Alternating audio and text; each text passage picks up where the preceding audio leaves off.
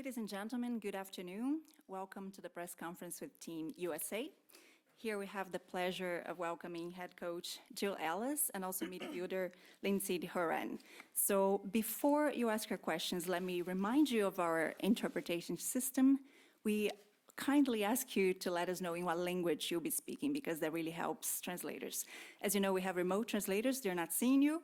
So in order for them to do the best job they can for you, please let us know in advance. It may seem obvious, but for them it is not.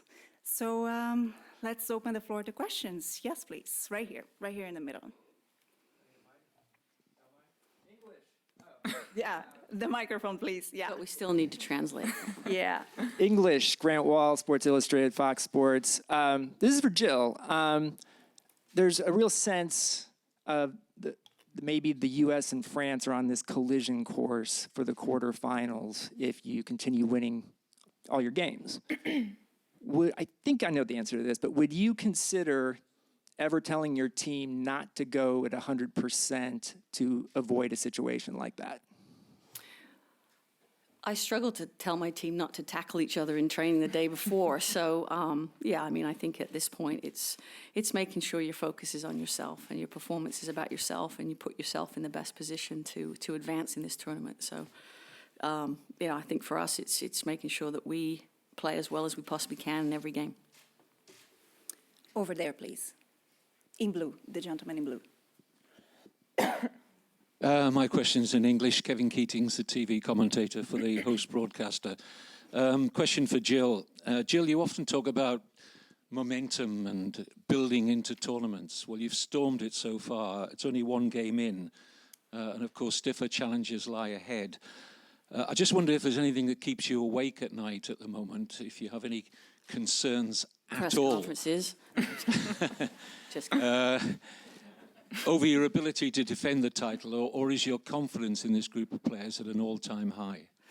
I think you kind of answer the latter stage of that. I mean, I think the players, this team has this capacity that once you get into an event like this to really, I'll say flip a switch because, what we've done over the last 2.5 years has been building to this and there's been some quality there. But I just think the mindset of the players, you can just see a difference, you feel a difference. So it's in terms of confidence in what they're capable of, yeah, it's 100% in terms of that. I mean, I think, our trainings, and Lindsey can speak to those, high energy, good tempo, good quality. So I think it's just, my job right now is to obviously prepare them for games, but it's also to keep them in a good space. And, that's everything from, how we are at training to the things that we do, to the meetings, to, just making sure they have time with their families. Everything kind of has to come together in terms of making sure that the mindset is right. Because, I think arguably most coaches would say you can have all the tactics, you can have all this. It's about healthy players, and a very good mindset is a big part of, I think, teams winning championships. Right there in the middle, please.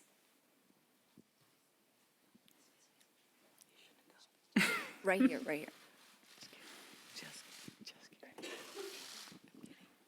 Question in English. Jonathan Tannenwald from the Philadelphia Inquirer. Lindsey, to be back here in Paris, a city that you know so well, and to be playing on the big stage in this city tomorrow in front of 40,000 plus American fans who've come over here for the summer, what's it going to be like? And Jill, you've been in coached in front of a lot of big crowds, but mostly in North America. I mean, 2012 was one of the notable exceptions, but what do you think tomorrow's going to be like? Amazing. I think in the first game we had so many U.S. fans that it almost felt like a home game for us. And I think for us to be here in Paris, kind of the heart of it all, and for me to be back in my second home is absolutely incredible. And I think we're just all excited for this next game. And yeah, I think the pitch is going to be remarkable, and you can't play bad football on it. So it's going to be very exciting. We're now closing the room for photographers, so I kindly ask you to leave the room, please. Thank you. Let's continue right here. Me? Yeah, I mean, I think the the atmosphere of the other night is, that's a big part of making this special, I think, for the players. And, I can't personally thank all of them, but, the fans that have traveled and what they create for us in terms of support for our players is, it's magnificent. They've had to travel a long way, and I'm sure at large expense. So to thank them for supporting this group of players, I think it's fantastic. And they're experiencing, by far the, most exciting tournament in the world for women, and I'm sure they're going to get their money's worth. In English, Steve Goff, The Washington Post. Lindsay, what have been some of your specific experiences being back in Paris the last few days? Sam Mewis said some people have been kind of following you around and taking your lead because of your familiarity with the city and the language, obviously. I wonder if you could go into more specific. Following me around is probably the best way you could put that. I think the first day here, people were just asking me where to go around our hotel, and I had no idea. There was like one spot I knew. But I was trying to teach Sam and a few other girls how to use the train, and it was so funny because I went on an opposite train, so I was like, I hope they get there. But yeah, it's really cool. I think I've spent a little time with my family as well, and being back here with them is just super cool for me and kind of surreal. But also to be preparing for, another game and being at the world stage and at a World Cup here in this city, it's just absolutely insane, and I can't really describe the feeling. So it's just amazing. I'm so honored to be here and be back in this city. Right here in the middle. The gentleman right here.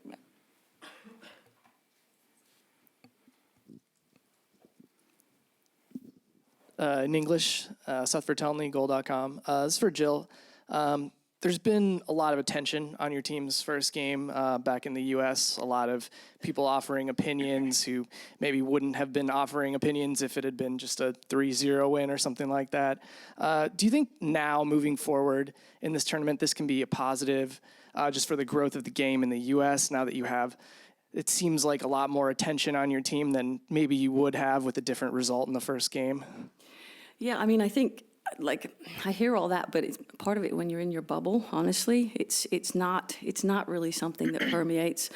I think the last thing I'll say about that is that night was about celebrating people. I think I was most excited on the last goal we scored because that was Carly Lloyd. And I know all the history and all the background of that player to get to that moment and what that meant. So I think that's important to put the human element in this as well, in terms of it might seem a scoreline to you, but it's also years and years of work and the pride I had in that moment. I didn't know the score. I wasn't celebrating the goal. I was celebrating Carly, and I think that's important. So in terms of, whatever's outside of our bubble is, whatever situation it is, I think, these players are locked on, we're locked on, the preparation is there. And we just want to play a really exciting brand of football. We want to, move through the group stage and play good soccer, and that's really the focus. And I think the trappings of everything else is probably more for everybody externally to deal with, but right now the focus has to be what we're doing inside our bubble. Right here, please. Oh, the microphone is, okay. In English, Kevin Baxter, LA Times. Jill, this is for you, kind of following up on that. That first game, you did put a marker out there, as France did in their first game. And I'm wondering, what do you do for an encore? And the second part of that is each game its own separate entity, or is there a building that goes on?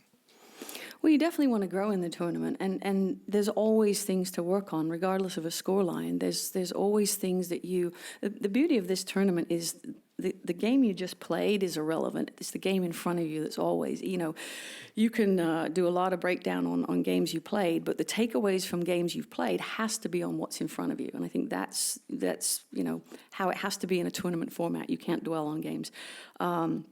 So in terms of, our focus is, again, at getting better at what we do. It's the fine-tuning details. It's, again, having the players in a good place. So, the most important thing right now is 3 points. If we can play well and get 3 points, great. But, that's right now we want to get out of our group to even continue and get a chance to continue in this tournament. So I truly say this with sincerity. It's like that's the only focus right now is this game tomorrow night. In English, Nancy Armour, USA Today. Jill over here. Oh, sorry, blinded. Not to belabor the celebrations, but you kind of touched on this the other night. Is there something to this that maybe people aren't used to seeing women celebrate in that much or in that kind of, with that kind of exuberance? And if that is the case, is there something positive to be taken in that you guys did it and did so unapologetically? Gosh, I think our players, goals are actually pretty hard to come by in our sport, in terms of that. And I think I think the meaning behind those goals, the people behind those goals, you gotta celebrate that. I mean, this is part of sport. It's celebrating the high moments, because the other part that people sometimes forget is there's a lot of low moments too.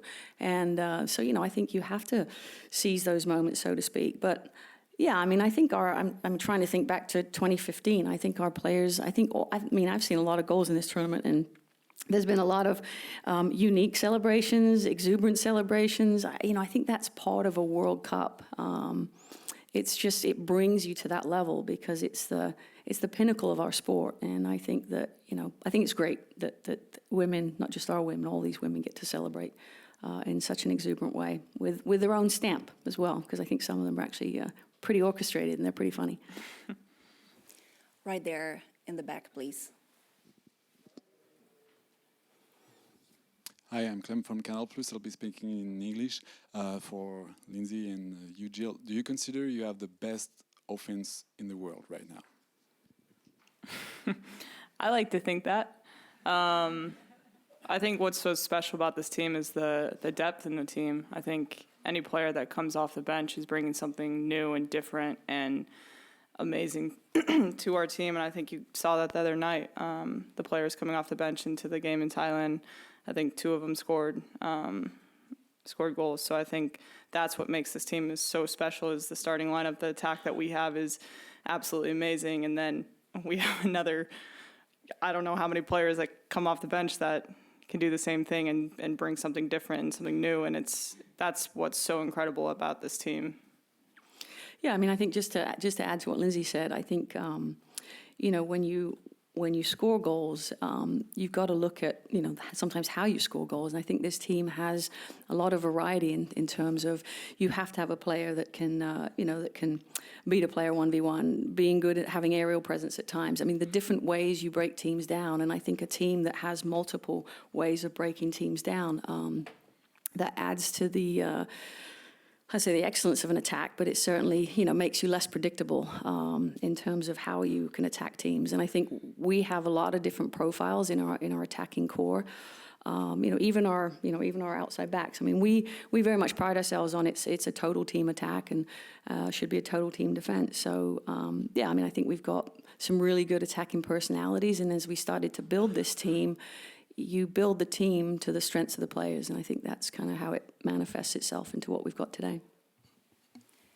Over there in the back.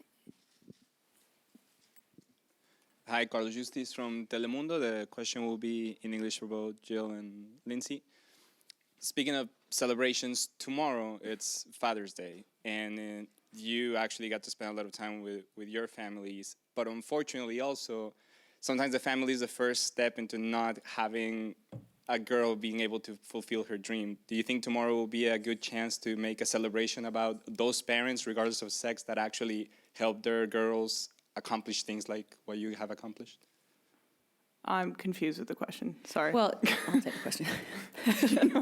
No. I think this is what I know. And obviously we're all daughters, right? So I think you'll probably see it in personal messages from our players, the celebration of their fathers. In terms of on the field, I think the how proud they can make their fathers is by playing to their potential and playing, an excellent brand and getting a result. I think that would make their daddies happy. But yeah, I think the the beautiful part. I mean, so I think one of my staff showed me Sam Mewis, his parents, celebrating, and that was like one of the best things I've ever seen, you know, just to see that joy. I mean, I teared up, and, you know, I didn't birth her, and, you know, it was just amazing, you know. So, yeah, I mean, I think, you know, I know that, you know, I get a text every day from my dad.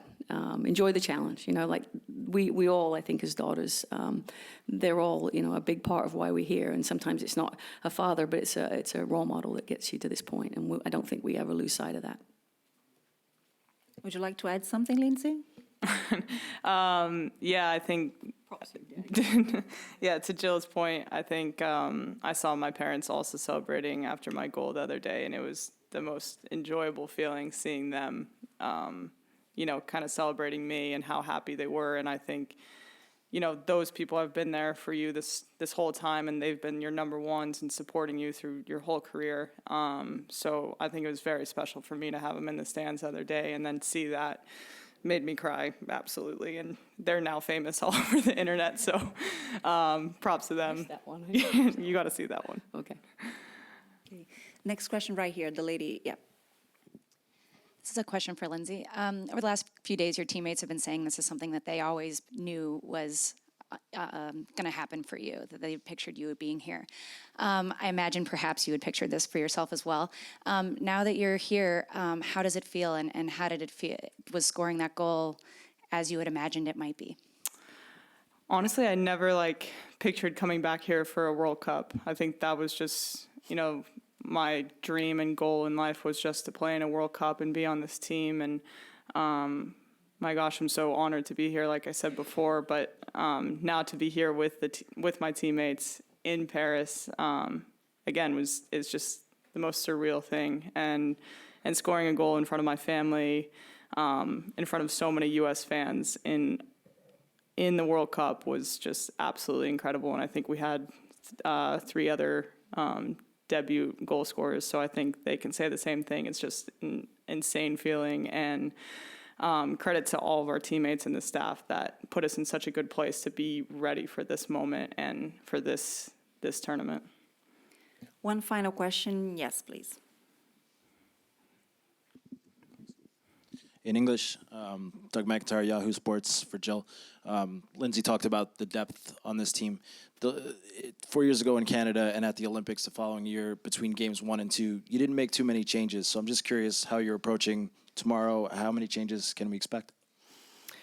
Well, you'll know when the lineup comes out, but yeah, I mean, I think that I think when we started the World Cup in 2015, I think Alex was on a plan not to be playing until I think it was like the round of 16 or the quarters because of the injury. So we're certainly more limited in terms of availability because of some injuries. But you know, I think we have a pretty exciting, you know, core group. And I think, you know, as I look back, I mean, at some point, you know, someone on my staff keeps track of all the minutes all the players have played. And, you know, you just kind of look at that. And I think, you know, in my mind, I think there was a number, you know, in terms of, God, I hope no one has less than this, but I sort of thought to myself, you know, if I bring a new player to this World Cup, I think a minimum of 30 caps is kind of like they feel the experience and ready.